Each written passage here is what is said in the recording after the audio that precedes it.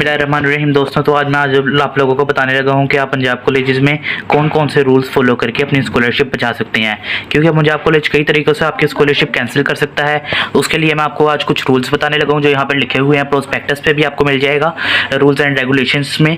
और जो तो मैं आपको दिखा देता हूँ, ये सारे रूल्स लिखे हुए हैं रूल्स एंड रेगुलेशंस में, ये सारे रूल्स लिखे हुए हैं। तो अब इतना लंबा पढ़ना तो पॉसिबल नहीं है, तो मैंने इसको शॉर्ट में भी कर लिया है, वो मैं आपको बाद में एंड में बता दूंगा। अभी कुछ वो वाले रूल्स हैं जो आप स्कॉलरशिप कैंसिल होने से बचा सकते हैं, वो रूल्स जो आपकी स्कॉलरशिप कैंसिल उससे होने से बचा सकते हैं जो स्कॉलरशिप आपकी अभी लगने लगी है, जो आपकी स्कॉलरशिप मिलेगी। उसके बाद जो आपके टेस्ट वगैरह होते हैं या अटेंडेंस वगैरह का मसला होता है, उसके लिए भी ये स्कॉलरशिप कैंसिल कर देते हैं। तो पहले लेकिन हम ये पढ़ते हैं ये इसके मुताबिक इनके क्या रूल्स हैं, उसके बाद हम चलते हैं दूसरे रूल्स की तरफ।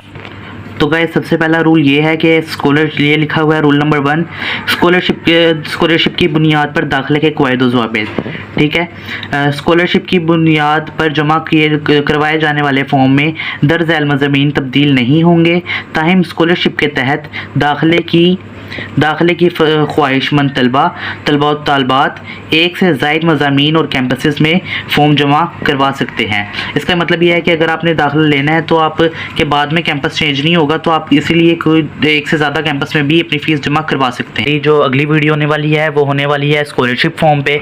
आपने स्कॉलरशिप फॉर्म कैसे फॉर्म फिल करना है, उसमें क्या क्या प्रॉब्लम्स आएंगी आपको, उसको कैसे फिल करना है, कौन कौन सी टाइप्स की स्कॉलरशिप का फॉर्म है वो, और आप किस तरह अप्लाई कर सकते हो, कब आपने फॉर्म सबमिट करवाना है, उसकी सारी डिटेल्स दी जाएंगी। तो अगली वीडियो लाजमी देखिएगा।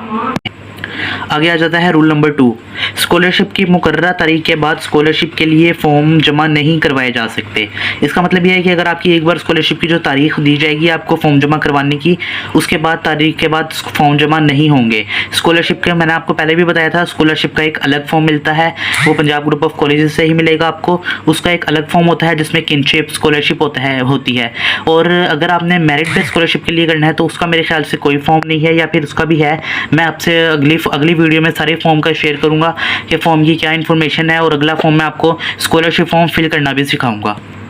अब चलते हैं रूल नंबर 3 की तरफ। 2020 में दाखिला लेने वाले तलबात नए सिरे से दाखिला ले सकते हैं, ताहिम वो अब स्कॉलरशिप के मुस्तहिक नहीं होंगे। इसका मतलब ये है कि जो 2020 में जिन तलबा ने दाखिला लिया था, अगर वो दोबारा पास नहीं हुए और वो दोबारा पंजाब कॉलेज से पढ़ना चाहते हैं, तो उन्होंने अगर पहले स्कॉलरशिप ली हो तो इस बार उनको स्कॉलरशिप नहीं मिलेगी, क्योंकि स्कॉलरशिप पंजाब कॉलेज एक ही बार प्रोवाइड करता है, उसके बाद पंजाब कॉलेज कोई स्कॉलरशिप प्रोवाइड नहीं करता। रूल नंबर 4, मुकर्ररा तारीख तक फ़ीस जमा ना करवाने की सूरत में स्कॉलरशिप पर दाखिले का हक मनसूख कर दिया जाएगा। इसका मतलब यह है कि आपको एक तारीख दी जाएगी स्कॉलरशिप की, जो अगर आपने स्कॉलरशिप के लिए अप्लाई करना है तो उसके लिए आपको जो एक चालान दिया जाएगा, जो आपका फ़ीस चालान होगा, अगर आप उस तारीख तक अपनी फ़ीस नहीं सबमिट करवाते, उसके बाद स्कॉलरशिप कैंसिल कर दी जाएगी। और स्कॉलरशिप कैंसिल करने की सूरत में आपको फिर अगर आपका दाखिला भी कैंसिल हो जाएगा और आपकी स्कॉलरशिप भी कैंसिल हो जाएगी और आपको दोबारा फिर स्कॉलरशिप नहीं मिलेगी। रूल नंबर 5, स्कॉलरशिप की फ़ीस पंजाब कॉलेज में मौजूद बैंक ब्रांचेस और बैंक बोर्ड के अलावा किसी दूसरे बैंक या शख्स को जमा मत करवाएं। इन्होंने आखिर में आपको बताया है कि स्कॉलरशिप किसी और का जमा ना करवाएं। ठीक है, ये रूल्स हमने पढ़ लिए। ये वो रूल्स हैं जो आपके एडमिशन से पहले के हैं आपकी स्कॉलरशिप बचने के लिए। उसके बाद अब वो रूल हैं जो आपके एडमिशन हो जाता है, उसके बाद आप पढ़ने लग जाते हो।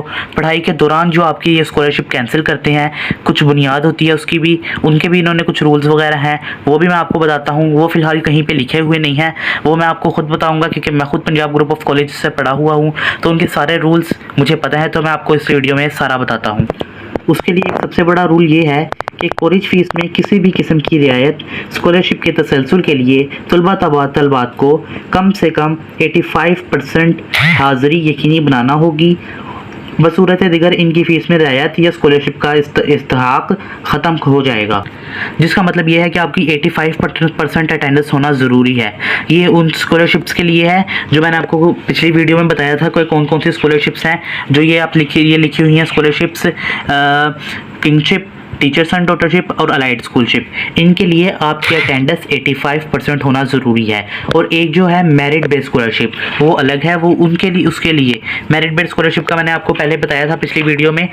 ये है मेरिट बेस्ड स्कॉलरशिप। तो मेरिट बेस्ड स्कॉलरशिप के लिए अगर आपने मेरी वीडियो नहीं देखी है तो आप पिछली वीडियो देख सकते हैं, उसमें मैंने पूरा बताया है कि मेरिट बेस्ड स्कॉलरशिप आप कैसे ले सकते हैं, क्या क्या कैटेगरी है, क्या क्या है। तो पूरी वीडियो देखिएगा।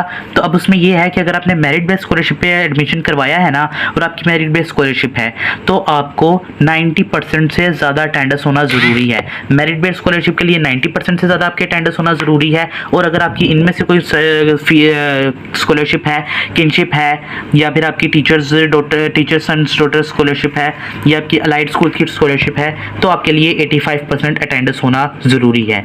इसके बाद आ जाता है रूल नंबर 2, जो कि पंजाब कॉलेज में बहुत, यहाँ पर कहीं लिखा हुआ नहीं है लेकिन उसको बहुत फॉलो कर किया जाता है।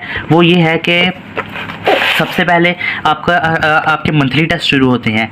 मंथली टेस्ट के बाद सेंडअप्स आते हैं, जिसमें आपके हाफ बुक और फुल बुक लिए जाते हैं। अगर आप हाफ बुक में पास नहीं होते, जिसमें बोर्ड के पैटर्न के मुताबिक आपको पेपर आता है और उसके मुताबिक आपने फिल करना हो, आपने उसके मुताबिक ही सॉल्व करना होता है, तो उसमें अगर आप पूरे नंबर पासिंग मार्क्स नहीं लेते और आप खुदा ना करे किसी पेपर में फेल हो जाते हो, तो वो आपकी स्कॉलरशिप भी कैंसिल कर देते हैं। इसलिए पंजाब कॉलेज वाहिद ऐसा इदारा है जिसमें अगर आप एडमिशन लेते हो तो आपका पढ़ना भी ज़रूरी है। बगैर पढ़े आप ये नहीं पास कर सकते, ये स्कॉलरशिप आपकी कैंसिल कर देंगे।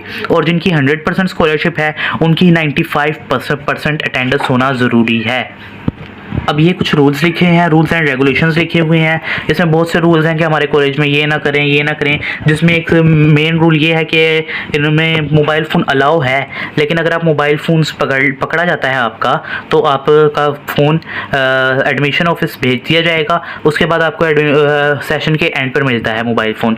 और कुछ लोग समझते हैं कि ये फेक है, झूठ है, लेकिन कई बार ऐसा स्टूडेंट के साथ होता भी है।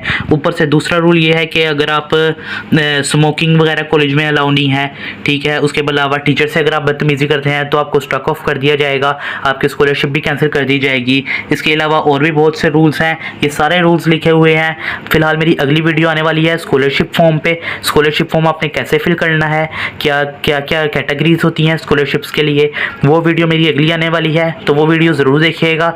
तब तक के लिए अल्लाह हाफिज़। Thanks for watching.